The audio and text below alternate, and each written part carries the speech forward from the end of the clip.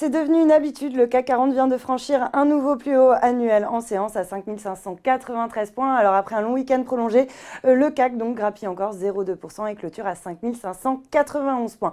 Côté valeur, les parapétrolières carburent en bourse, principal catalyseur à la hausse pour le secteur.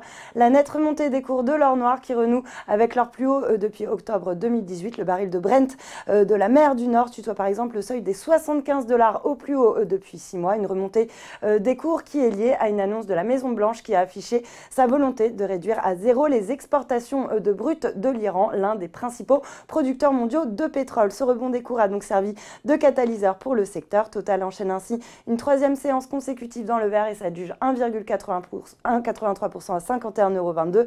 Et puis sur le SBF 120 CGG, le spécialiste de la géophysique bondit de 5,96%, tandis que Vallourec progresse de plus de 1,67% pour s'échanger à 2,38 €. Et puis au sein du CAC, eh bien, Technip FMC a fait la course en tête. En plus de profiter du courant porteur sur le pétrole, eh bien, le groupe d'ingénierie pétrolière a remporté un contrat significatif de 75 millions de dollars auprès du géant pétrolier américain ConocoPhillips pour la fourniture d'équipements pour un champ pétrolier situé en mer du Nord. Lanterne rouge en revanche, ST Microelectronics pâtit des résultats de CMC, premier sous-traitant mondial du secteur des semi-conducteurs qui a fait état d'un recul plus marqué que prévu de son bénéfice net au premier trimestre à cause du ralentissement de la demande mondiale pour les smartphones. Et puis Kering est également entouré alors que Crédit Suisse reste neutre après ses résultats trimestriels avec un objectif de cours relevé toutefois de 500 à 530 €. Et puis sur le SBF 120, Sartorius Stedim Biotech a le vent en poupe après avoir annoncé jeudi dernier un résultat net par action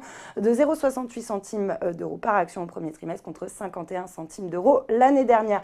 Le titre Air France KLM quant à lui pique du nez alors que le syndicat national des pilotes de ligne menace de faire grève pendant quasiment une semaine au mois de mai, du lundi 6 au samedi 11 mai précisément.